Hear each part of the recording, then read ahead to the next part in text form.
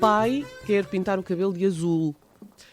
Quando um pai muitas vezes ouve uma frase assim um bocadinho diferente, é normal que haja uma resposta mais repentina, como aqui em casa ninguém pinta o cabelo de azul, mas depois a verdade é que estas conversas podem gerar outras conversas bem melhores, como porquê que queres pintar o cabelo de azul? Porquê que queres ficar igual aos teus amigos? Sentes-te só? Olá Eduardo, boa tarde. É verdade que muitas vezes os pais não apanham a deixa certa para desenrolar um fio de uma conversa que podia ser muito interessante e que não passa por pintar o cabelo de azul, passa por muito mais do que isso. Olá, Judito.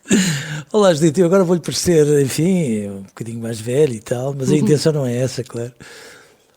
Ó, Judito, eu compreendo que quando um filho aparece a dizer que quer pintar o cabelo de azul, o pai possa até nem dizer, mas que pense qualquer coisa como o que é que eu andei a fazer para que chegássemos aqui, não é? Os adolescentes, quanto mais tímidos, mais às vezes têm vontade de dar nas vistas, é verdade. E, portanto, às vezes, quando estão muito tímidos, adotam aquelas posturas exuberantes que fazem com que as pessoas não consigam deixar de reparar neles e, ao mesmo tempo, deixam-nos ali entre o gozo de estarem fora da caixa e depois o conforto de sentirem que ninguém tem a ousadia para dar um passo para perguntar então o que é que se passa. É verdade que no primeiro momento os pais não conseguem ouvir, ficam em choque e só precisam de ser pais saudáveis para isso. Agora, quando se tem um adolescente que fala muitas vezes por atos e por omissões, os pais precisavam de, às vezes, depois de uma primeira reação inicial, que pode não ter o formato adequado, nem o volume do som mais ou menos certo, os pais ganhavam se perguntassem, por outras palavras, o que é que ele me está a querer dizer com isto. E é legítimo que os pais digam, eu não estou a perceber nada do que é que ele me está a querer dizer, mas, no entanto, é muito, muito, muito importante que depois consigam apanhar a bola, porque a partir do momento em que apanham, vão ter uma grande surpresa, aliás, vão ter das maiores surpresas da vida deles.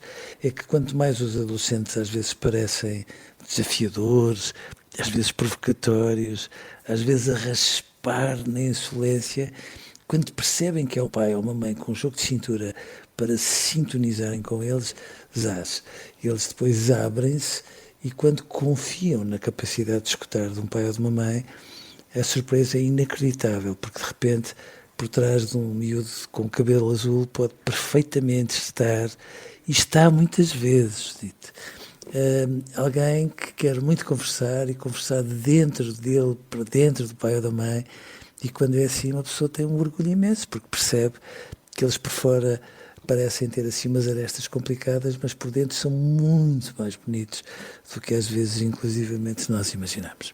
Estas conversas às vezes são um bocadinho também... como dizer, são um pouco provocatórias. Há um tonzinho de provocação, não é?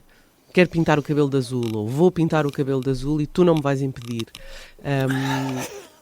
E há tanta coisa que está por baixo dessa superfície que pode ser tão interessante, porque se essa conversa chegar ao ponto de porquê é que queres ficar com o cabelo igual ao dos teus amigos? Sentes-te sozinho? Precisas de alguma coisa? Queres ficar igual aos teus amigos porquê? Muitas vezes quando nós estamos à saída de uma escola que tenha o terceiro ciclo e o secundário, a nossa sensação não é tanto de que eles vestem todos de igual, mas vestem segundo o mesmo estilo, quase todos. Isso é verdade. E não é bem um uniforme, mas é como se com isso assumissem fazer parte de um grupo. E isso é uma coisa muito confortável para eles. Podem sentir-se em muitas circunstâncias diferentes uns dos outros, mas no final de contas é como se aquele grupo um bocadinho homogéneo depois tivesse uma dimensão de amparo que os ajuda a sentirem-se mais em casa. Os adolescentes, todos nós, mas os adolescentes precisam muito disso. Agora, é verdade também que os adolescentes, quando dão uma canelada, e às vezes dão mesmo uma canelada, estão a tentar perceber até que ponto é que a mãe e o pai estão ao nível para continuarem a merecer ser os pais. Os adolescentes admiram muito mais os pais do que pode parecer. Às vezes é muito complicado, quando uma adolescente de 14 se compara com uma mãe de 40, porque a mãe adivinha qual vai ser o tempo, bom, é capaz de conjugar peças, tem autonomia quando decide as horas que deve dormir ou aquilo que pode comer. E, portanto, os adolescentes comparam-se de igual para igual, mas têm a noção que há ali um fosso de idades muito significativo. E, portanto, às vezes, quando dão uma canelada, é um bocadinho para baixar o valor facial dos pais. Se ele não for tão capaz, ou se ela não for tão exemplar, assim, eu sinto que afinal, pode ser sábado um dia destes, porque noutras circunstâncias eu estou para aqui a crescer, e eles levam tantos anos de avanço que me dão sempre 10-0 em quase tudo, é uma chatice. Portanto, eles quando desafiam, estão a perguntar qualquer coisa como agora mostra que sabes continuar a ser o meu pai, ou continuar a ser a minha mãe, e note, e quando os pais têm esse jogo de cintura, e volto a dizer, às vezes os pais metem os pés pelas mãos, baralham-se, serram, engasgam-se, dizem às vezes coisas que não deviam, mas quando os pais são capazes de apanhar a bola e ir atrás deles, os pais invariavelmente têm uma surpresa imensa. E aquele lado, às vezes mais provocatório, esbate na hora, porque de repente o pai nunca será o melhor amigo, a mãe muito menos a melhor amiga, mas é tão gostoso saber que alguém sabe mais de nós do que nós próprios, que os adolescentes não rejeitam isso, pelo contrário, estão invariavelmente de braços abertos para as pessoas que admiram, sejam os pais, sejam os professores, por mais que de vez em quando entrem de cabelo azul por ali adiante, ou às vezes os alfinetem com um comentário só para lhes tomar o pulso. Muitas vezes esse ambiente que os adolescentes conseguem tão bem reproduzir, esse ambiente de um pouco, enfim, há algum escárnio ali também no meio, há uma sobre-utilização do sarcasmo como ferramenta. Os pais têm que saber olhar para lá dos olhos revirados.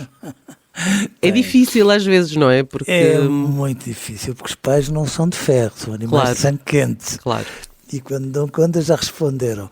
Mas agora repara, às vezes quando os pais dizem que em relação aos adolescentes se deve dar o desconto não significa tolerar tudo, mas também não significa que daí surja uma leitura desvalorizante ou desqualificativa em relação a eles. É perceberem que muitas vezes esse escárnio é uma maneira deles meterem medo ao medo. É muito difícil ser adolescente, é muito difícil. E ainda por cima num mundo que está sempre a dizer, olha, não percam de vista que o futuro vai ser uma porcaria. E, portanto, como é que eles podem estar seguros daquilo que venham a ser quando toda a gente, nas linhas e nas entrelinhas, dizem, mas, quer dizer, não há futuro. Fica claro que não há futuro, mas apaixona-se pelo futuro, se faz favor. E, portanto, eles, como têm medo, metem medo. Quanto mais medo têm daquilo que não são capazes de fazer, mais utilizam o escárnio. E estão sempre ali, de alguma forma, a medir forças como se não dessem tréguas. É verdade que sim. Mas lá está, quando os pais percebem que eles falam muito mais nas entrelinhas do que nas linhas, a partir do momento em que os pais apanham os jeitos, são imparáveis e vão lá direitinhos àquilo que os filhos querem dizer. Há uma capacitação que os pais muitas vezes tentam fazer com os filhos, que é dar-lhes a autonomia e a responsabilidade que eles deveriam ter, e essa responsabilidade e essa autonomia passa por olhar para eles de outra forma, para lá do cabelo azul. Quando é que essa relação se pode firmar sem receio de parte a parte? Em que circunstâncias? Eu gosto muito que os pais deem autonomia. Aliás, eu na verdade gosto muito que os pais deem com uma mão e exijam com a outra. Quanto mais fizerem isto, mais este equilíbrio se instala e os miúdos crescem como não crescem com mais nada, Judito, quando nós lhes damos autonomia. Aquilo que às vezes me preocupa é que os pais, por um lado, estejam a reclamar a autonomia dos filhos e ao mesmo tempo se substituam a eles em relação a quase tudo. Isso não é razoável. E, portanto, eu acho muito importante que em relação a tudo o que eles podem fazer, e que estamos a falar de adolescentes que são muito crescidos, que os pais nunca se substituam àquilo que os filhos podem fazer, à escala da idade deles, evidentemente. Mas que fique claro que reclamar a autonomia é uma coisa muito saudável. Às vezes os adolescentes reclamam-na de uma forma mais enfática do que real, mas mesmo quando é enfático, eu acho muito importante que os pais digam, toma lá. E já agora, quanto é que isto te custa? Porque quando é assim, os filhos vão percebendo que não precisam de andar sarcasmo adentro para continuarem a falar com os pais e, de repente, eles continuam a ser filhos e continuam a ser adolescentes, mas passa-se a ter uma relação adulta com eles. E isso é uma surpresa tremendamente agradável. Quando nós olhamos para um filho crescido e já não estamos a olhar para as gracinhas, para a forma como se ri, para a maneira como gatinha, mas estamos a olhar para ele e em muitos momentos conseguimos admirá-lo e dizemos assim, uau, que miúdo com pinta, dando-se esta particularidade de ser meu filho ou minha filha. E portanto, quando chegamos aí, os pais que durmam descansados. Agora, que fique claro, os pais primeiro têm que dar para depois exigir. E nunca ao contrário, porque se for assim, tudo se baralha. Nota muito importante, aqui no finalzinho, agora que vamos de fim de semana, os pais têm que dar esse primeiro passo, afinal são os adultos na sala, não é? Exatamente. Eduardo, um grande abraço, já sabem, regressamos na segunda-feira, não é? Segunda-feira cá estamos de novo, bom descanso e bom fim de semana e até segunda. Um bom fim de semana para si, Judite, até segunda.